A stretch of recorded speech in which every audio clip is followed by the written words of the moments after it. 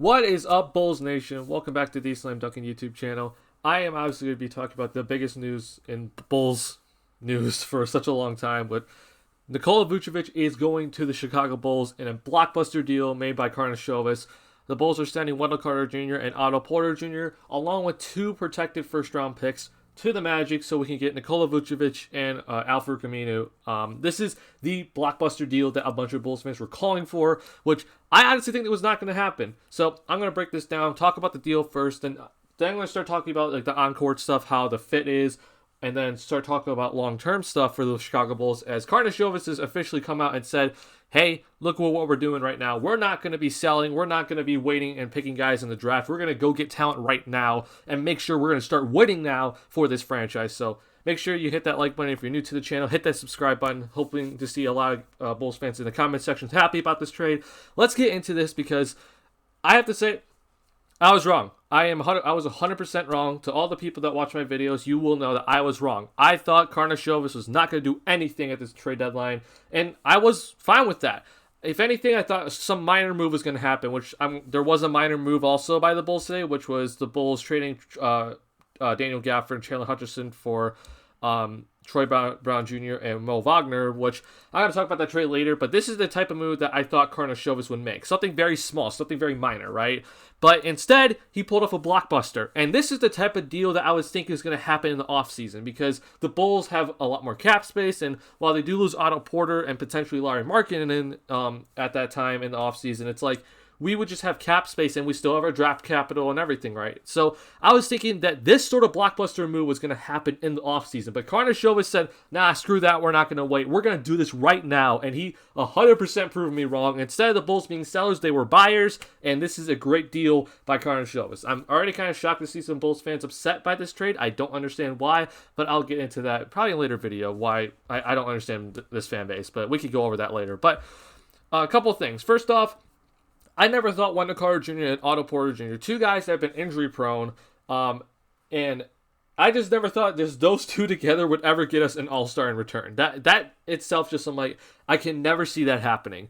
But obviously the big appeal for the Orlando Magic has to be these 2 first round picks because I mean, it's very unlikely for these picks to go back to the Bulls because they are protected. If you have not seen 1 through 4, which is the 2021 pick, which is upcoming this year, and then the 2023 pick, which is also coming up. Like, it is very unlikely for these picks to go back to the Bulls even though they are protected. But main thing here is that we got Nikola Vucevic for just basically Wendell Carter Jr. and Otto Porter Jr. To get an all-star, you got to pay for it, right? So therefore, you have to trade your picks, and the Bulls did just that. Now we have Zach LaVine and Nikola Vucevic on the same roster together and 2 good all-stars playing together at the same time. That pick-and-roll game is going to be incredible. Now, I have to say, I am just shocked at the fact that this even happened because even like before this trade went down, Woj was even saying stuff like, it is very unlikely for the Orlando Magic to be trading Nikola Vucevic unless some sort of blockbuster trade came through, and it's just like,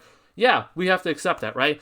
If I was not expecting this, and I guess maybe the Orlando Magic are thinking, if we get 2 first-round picks, we're going to accept that deal. And that the Bulls gave that to them, and it's like, all right, here you go. So I honestly did not think that Karnisovas would do something like this. But number 2, I just didn't think Vucevic was available because Woj even tweeted out saying that Vucevic is not available right now, or it's going to be very hard to get him.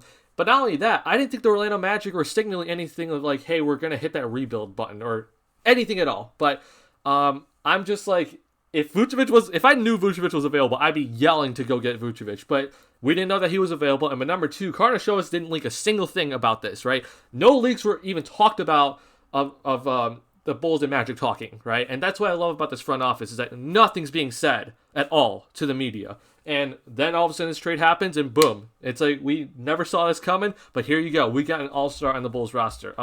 I am recording this with like 10 minutes left before the trade deadline hits. Now there is a bit a way for teams to make trades after the deadline. So I just did see I got like a tweet here. Let's see what it is.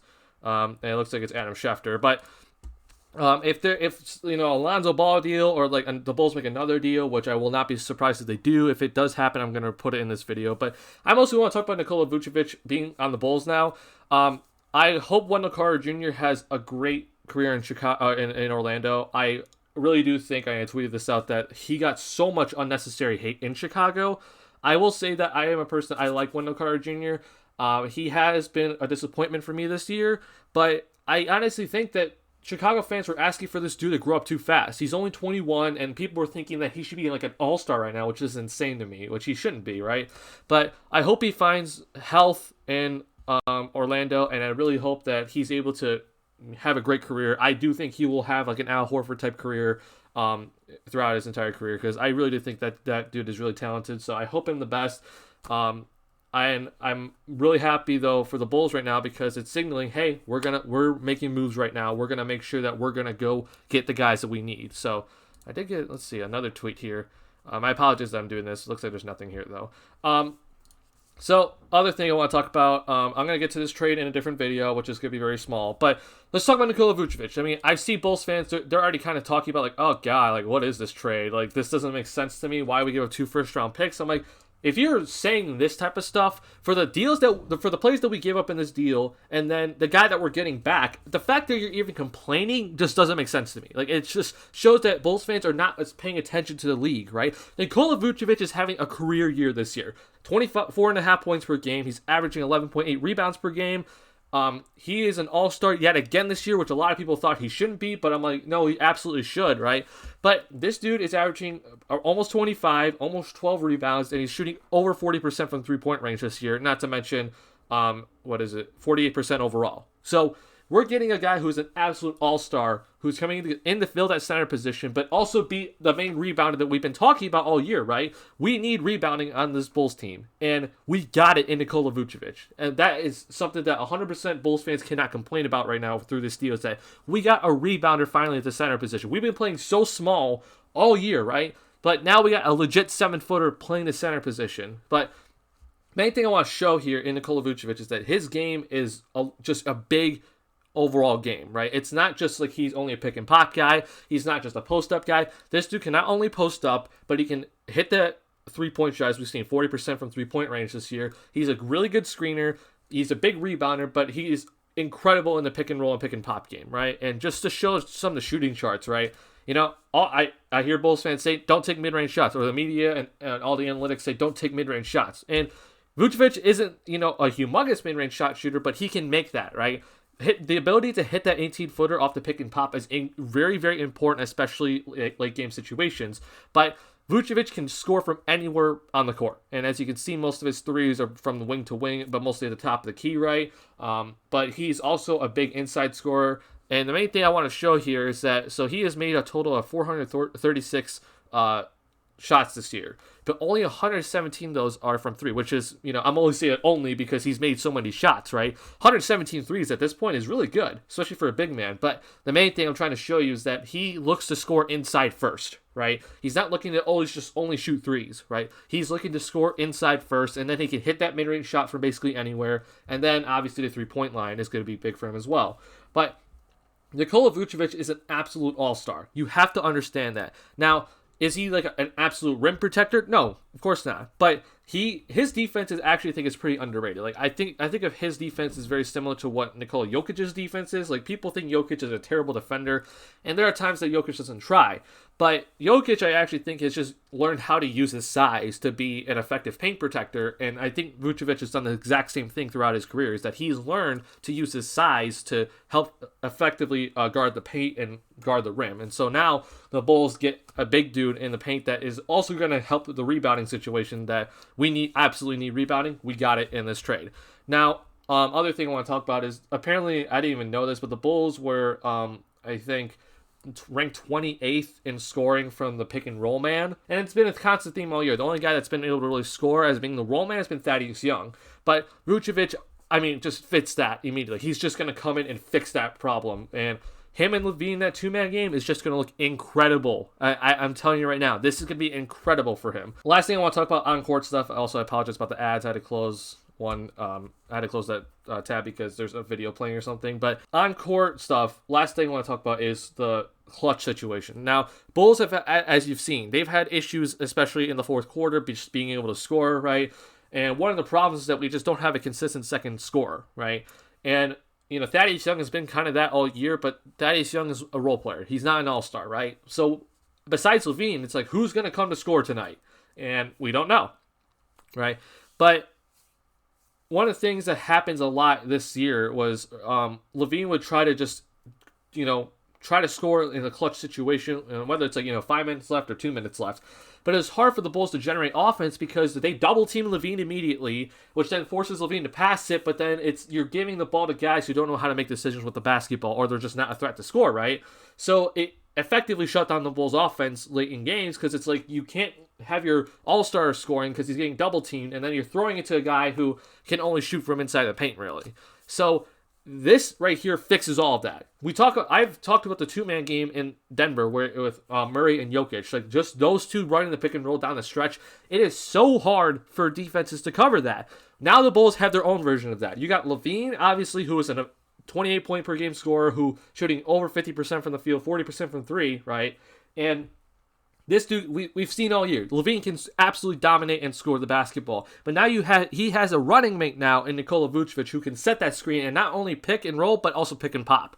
That right there is going to stop teams from double teaming LaVine down the stretch, so he gets that one-on-one matchup and down the stretch, which he needs.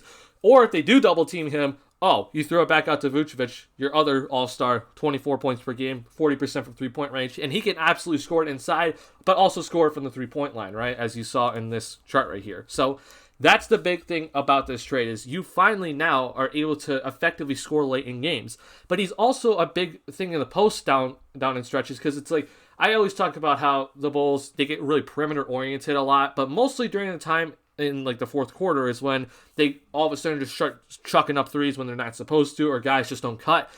Having a legit post-up option, which Thaddeus Young has been that all year, but Nikola Vucevic is a great post-up player. And now, not only do the Bulls have that pick-and-roll game they can go to down the stretch, but they can also throw Vucevic down to the post. And I've talked about it a bunch of times. The post-up is a form of ball penetration. It forces the defense to actually look at the ball because now the ball's behind them, right?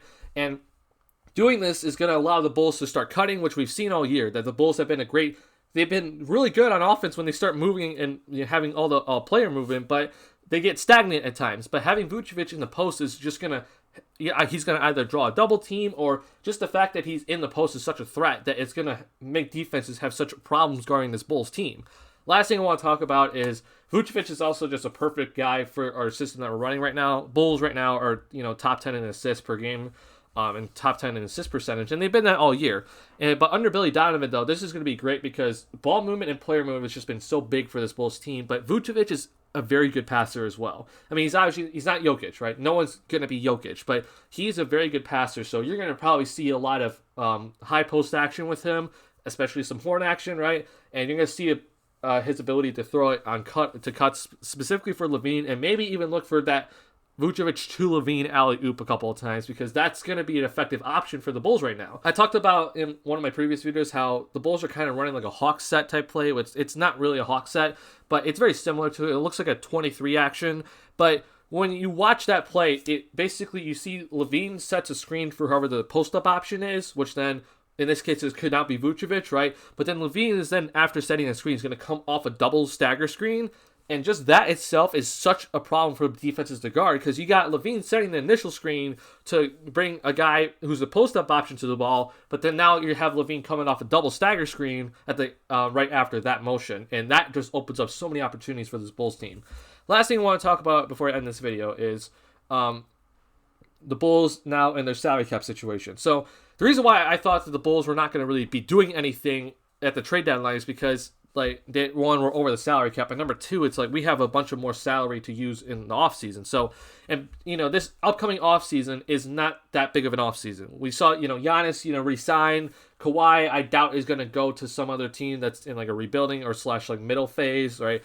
So it's like there's not that many big free agents on the market this offseason. But the main thing here is that the Bulls, they had money to work with, but also draft capital. Instead of doing this blockbuster trade in the offseason, they did it right now. So now let's talk about how this offseason is going to work for the Bulls. First off, I mean, obviously, if you look right now on Vucevic's contract, so big thing for Vuce is that his salary goes down every year. So next year it's only at $24 million, then the next year it's at $22 million, right? But the thing is, that's big is that we have him under contract for 2 more years. So giving up that first round pick is not that big of a deal, or those 2 first round picks. It's not that big of a deal, right? Which I saw a lot of Bulls fans complaining about. But looking at this upcoming offseason, right? One of the things that we have to do and we have to keep in mind, and I still haven't made this video yet, but LaVine is probably going to get a max extension this in the coming future. I don't know when it will be, but hopefully it's in the upcoming offseason. But what you're going to see here is that LaVine and Karnisovas, they're going to renegotiate this contract. He's not going to be making $19.5 million next season, right?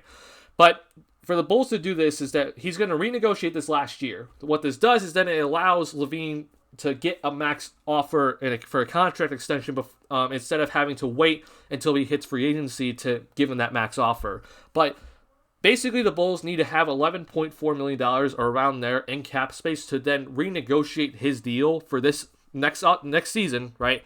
To then be at max level. So we need to keep in mind that the Bulls need to have that $11.4 million. Knowing that right now and adding on then the $24 million from Vucevic and then also Al-Farouq Aminu's $10 million, which we can basically just say it's a difference of 4 with Wendell Carter Jr. now being traded, right? And also we got a little bit more money in the Washington Wizards trade, so Troy Brown Jr. I think is making a little bit more than Hutchison. But the thing is here is that the Bulls cap space is now looking totally different now, okay? Now the Bulls cap space is, I haven't done the number crunch yet, but let's just kind of just do some quick numbers, right? Just keeping as it is right now, with forgetting the Gafford and Hutch trades that just happened, also the Wendell Carter Jr. trade. But let's just add $4 million to, let's just say this is Al-Farouq Aminu here, who luckily is only on 1 more year after this season. But we add on to that, so then we get around, let's just say around $10 million. So then this goes up to 76. Add on a 24 from Vucevic, so then the Bulls are going to be at around 80 plus 20 is like 100. And remember, cap space is 109. So that itself, the Bulls are going to be around 100 million, right? I need to wrap up this video. But the thing is that the Bulls need to clear something out, which it could be Satoransky, it could be Young, but the Bulls need to clear that salary out to make sure that we can give LaVine that max deal, right? So then he can get up to that max level payment. But then we need to, obviously, we can hopefully then bring back Young or bring back whoever. But main thing I'm trying to say here is that Markkanen's probably gone. Because for the Bulls to keep this core group together and give LaVine that extension offer, we can't get Markkanen. We can't keep him. His cap hold's too big, and then paying him is obviously a big issue as well. But here's the main thing I want to talk about. I closed out this tab. This is what I'm talking about right now for the Bulls. If you look right now at this Bulls cap, there is not many contracts right here in 2022, 2023. The Bulls, at this point, LaVine will have probably an extension offer, and then probably, then Vucevic will have his $22 million here. But that's it, right? Everyone else is gone. They're off the books. Right? So the players that will be on the team is probably LaVine, Vucevic, Patrick Williams, potentially Kobe White, right? That's it. The Bulls have so much cap space now in just this year. And I don't know the crunching the numbers, but we 100% have enough room for one max free agent, right? And I brought up this page right here because this is a big free agency up in the 2022 offseason, because we got, guys like Jimmy Butler, Kyrie Irving, right? I know they're player options, but they're options, right? Steph Curry is a free agent, right? So there are guys available in this upcoming offseason, and this is perfect by the front office. They recognize this, right? They saw like, okay, Vucevic is at this point right here. He'll be coming off the books, which then means, oh, we got money. Or then LaVine, we can extend him and then have Vucevic together. And even this offseason, we can be at play. But then the big thing after this is that, let's say we get a big free agent, right? We sign him here. We can then re-sign Nikola Vucevic to over the salary cap because we have his bird rights now because we traded for him. So it's even better. So we can then keep Vucevic after we sign that big free agent and after we extend LaVine. So it is a perfect job by this Bulls front office. I hope you guys enjoyed this video. If you did, make sure you hit that like button. If you're new to the channel, hit that subscribe button. Bulls got that Blockbuster deal that they absolutely needed. I'm so happy to see Nikola Vucevic join this team. I hope you guys are as well. I'll see you guys in the next Bulls video. Peace.